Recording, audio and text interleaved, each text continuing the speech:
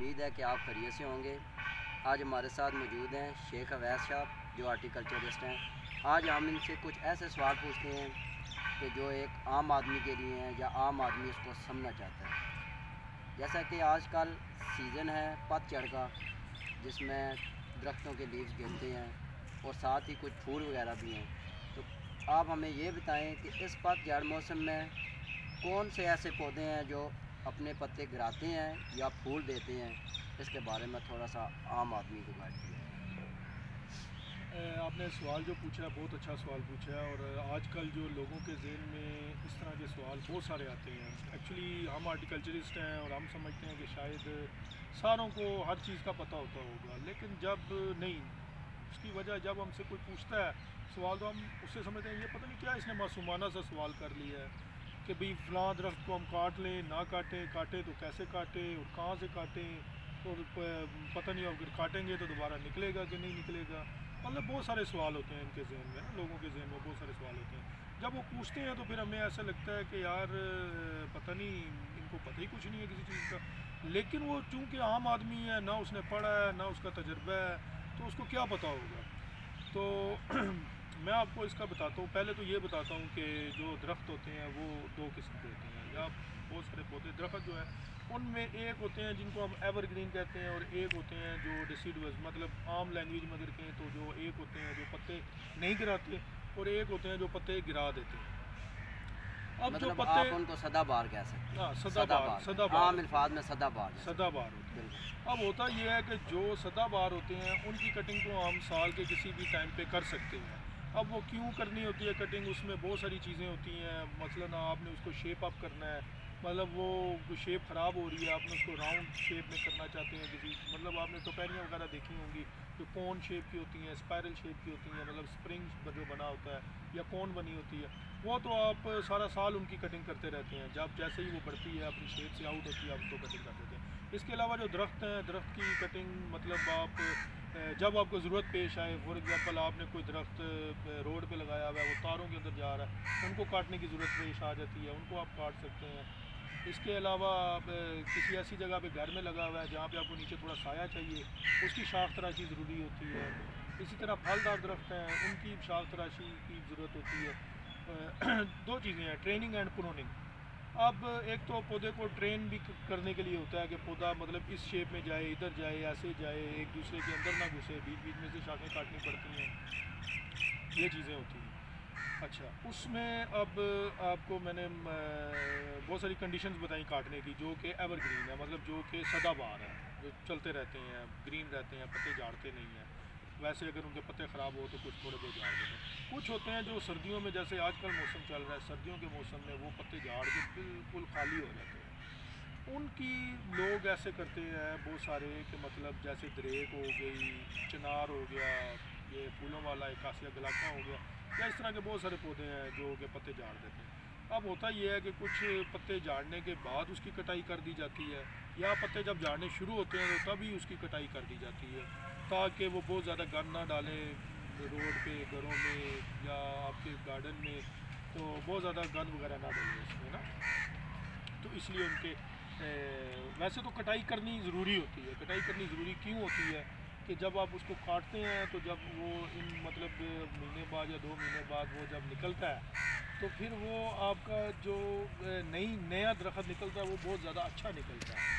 तो उसमें सम for example मतलब आप एक शाख है आपकी, आप इसको ये इधर से काट रहे हैं, जब इसको इधर से काटेंगे तो इसके नीचे से जब वो शाखें ज़्यादा निकलेंगी तो वो एक पूरी छतरी बन जाएगी, पूरी अम्ब्रेला बन जाएगी। तो इसलिए इनको काटना बहुत ज़रूरी होता है। तो अगर काटेंगे नहीं उनकी शेप ख़राब हो जाएगी, शक्ल मतलब अजीब सी हो जाएगी, कोई शाख लंबी कोई छोटी। जब हम काटते हैं तो हम जैसे हम अपने बालों की कटिंग करवाते हैं तो एक जैसे हो जाते हैं। जब हम नहीं करवाते, कोई किधर जा रहा होता है कोई किधर जा रहा होता है, तो वो ये सेम इसी तरह का हिसाब किताब है।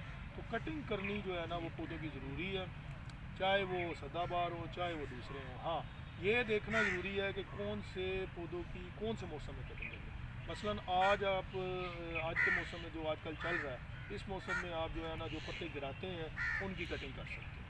बाकी जो फलदार हैं पौधे, मसलन माल्टा हो गया या खुबानी, आलू बुखारा, जैसे अंगूर की कटिंग बहुत ज़रूरी है। तो इनकी जो है ना वो आपको मैं अलहदा से एक वीडियो में बताऊंगा कि भी इनकी कौन सी किस मौसम में किसकी कटिंग करनी है, क्योंकि किसी की फल उतारने के बाद कटिंग होती है, किसी की फल लेने से पहले 2 महीने पहले 3 महीने पहले कटिंग करनी पड़ती है। कोई पुरानी शाखों पे फल आता है, कोई नई शाखों पे फल आता है, उसकी आपको मैं डिटेल में बताऊंगा कि कौन सी किस्म कैसे कटिंग करनी है।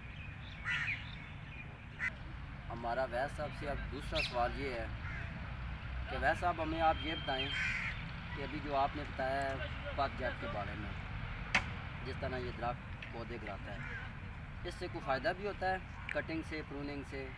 क्यों नहीं? हमारा ऑडियंस को थोड़ा सा ये बताएं, क्योंकि वो समझते हैं कि शायद कोई दरख्त जो पत्ते गिराता है वो समझते हैं कि ये खुश्क हो गया है या मर गया, डेड हो गया, तो उसके बारे में हमें थोड़ा सा बताएं। नहीं नहीं, बिल्कुल बिल्कुल आपका जो क्वेश्चन है बिल्कुल वैलिड है। वो फ़ायदा होता है, क्यों नहीं फ़ायदा होता?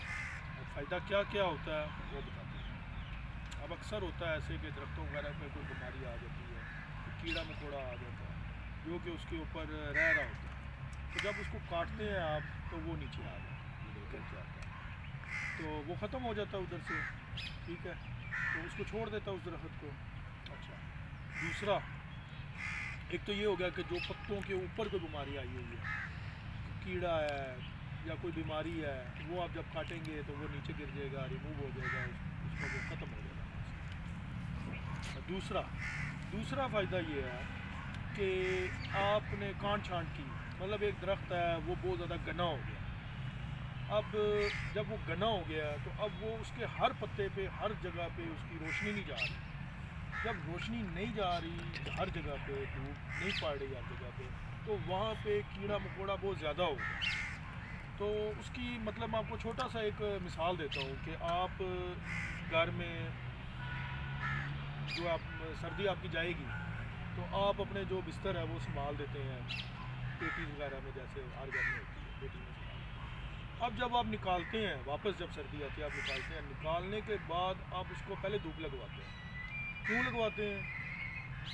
ताकि उसमें अगर कोई कीड़ा मकोड़ा है, कोई जरासीम है, कोई चीज़ है तो वो मर जाए। सेम ये आपको एक एग्जांपल दी है, मिसाल दी है, इसी तरह सेम दरख्तों में भी है कि जब आप कोई भी दरख्त है जब वो बिल्कुल ऐसे हो जाएगा, उसकी शाखें एक दूसरे के अंदर घुस जाएंगी और एक शाख वो पूरी प्रॉपर रोशनी नहीं ले सकेगा, एक के ऊपर दूसरी शाख आ गई, तो जो शाख रोशनी नहीं आ रही वहाँ पे कीड़े मकोड़े अपना रिहाइश बना लेंगे। तो जब हम उसे काटेंगे और वो वाली शाखें पूरी रोशनी जाएगी, हाँ वो हो सकता है हम वो वाली शाख ना काट सकें, लेकिन जब हम काटेंगे तो रोशनी तो उसके ऊपर चलेगी ना, सूरज की। जब रोशनी चलेगी उसके ऊपर तो वो कीड़ा मकोड़ा वहाँ से या भाग जाएगा या मर जाएगा, ख़त्म हो जाएगा। तो ये बहुत ज़्यादा अच्छा फ़ायदा इसका, बहुत अच्छा फ़ायदा। चलिए आपने ये एक और फ़ायदा भी बताता हूँ आपको। इससे जो फलदार दरख्त हैं उनके ऊपर फ्रूटिंग बहुत ज़्यादा आती है। क्यों आती है? क्वेश्चन है ना, क्यों आती है? भाई जो शाखें नहीं निकलेंगी उनकी मतलब उन फ्रेश होंगी और उनके ऊपर फ्रूट ज़्यादा आएगा, फूल ज़्यादा आएगा, ये वजह है। तो बहुत सारे फ़ायदे हैं।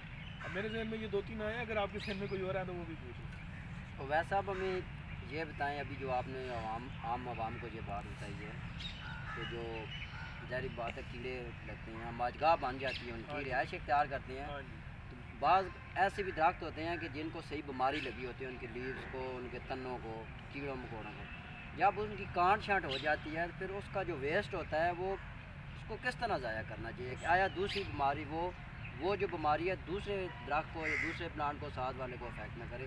ये को आम ज़ुबान में आसान से हमने ऑडियंस को थोड़ा सा ये देखिए जी, कुछ बीमारियां या कुछ कीड़े ऐसे होते हैं जो कि ना आपको आप मतलब फेंक दिया आपने, डस्टबिन में फेंक दिया, वहाँ से आगे डिस्कार्ड हो गए, सॉलिड वेस्ट वाले ले गए या जो भी ख़त्म हो। लेकिन कुछ चीज़ें, कुछ बीमारियां, जैसे एक बेल है आपको मैं बताता हूँ जिसको आम ज़ुबान में आकाश बेल कहते हैं, वो पौधे के ऊपर चढ़ जाती है। पौधे के ऊपर जब आ जाती है तो उसका पौधे का रस चूसना शुरू कर देती है, यानी कि वो पौधे के ऊपर एक किस्म की पौधे को अपना होस्ट बना लेती है, खाने पीने का ज़रिया उसको बना लेती है और वो अपनी जड़ें उसके अंदर ऐसे, मतलब वो अपनी खुराक जो उस पौधे से हासिल करती है, ना कि पौधा अपनी खुराक हासिल नहीं कर सकता। बिल्कुल। अच्छा, वो वहाँ से खुराक जब ले रही होती है तो उसको डाउन करना शुरू कर देती है, ठीक है, उसको मारना शुरू कर देती है। हमारा टॉपिक ये नहीं है, लेकिन इसलिए समझा रहा हूँ कि वो इतनी गंदी बेल है, गंदी कह लें या वैसे तो उसके बहुत सारे फ़ायदे हैं, हकीमी लैंग्वेज में उसके बहुत सारे फ़ायदे हैं, लेकिन हमारी नज़र में वो इसलिए फ़ायदेमंद नहीं है क्योंकि वो हमारे पौधे को नुकसान पहुँचा रही है। हम उसको काट के या तो 2 ही तरीके हैं उसको ज़ाया करने के, या हम उसको आग लगा दें। आग नहीं लगानी, अच्छी बात नहीं है आग लगाना, किसी भी चीज़ को अखलाकन भी जुर्म है और कानूनन भी जुर्म है आपके। उसको हम कोई ज़मीन में दबा दें, थोड़ी सी गड़ा खोदें और उसको हम दबा दें, फिर हम उससे जान छुड़ा सकते हैं। अगर तो हम मतलब ये जैसे हम वेस्ट वगैरह है, अगर हमारे पास कोई जगह है तो हम उसको अगर हम दबा दें तो बहुत बेहतर है। उसकी दो फ़ायदे हैं उसके। एक तो कीड़ा मकोड़ा ख़त्म हो गया, वो आगे कहीं नहीं फैलेगा। दूसरा सबसे बड़ा फ़ायदा, जहाँ पे आपने दबाई है वो आपकी खाद बन गई, वो खाद आपकी सारी खाद से ज़्यादा अच्छी खाद होगी। वो आप दबा दें मिट्टी में, आपको जब ज़रूरत हो वहाँ से निकाल लें, वहाँ पे आप फिर दोबारा बेशक पत्ते गिरा दें या मिट्टी डाल के बंद कर दें उसको। तो मतलब जो वेस्ट है उससे आप कुदरती खाद भी हासिल कर सकते हैं। वेस्ट से बड़ी बेहतरीन खाद बनती है। आप किचन वेस्ट से बना सकते हैं।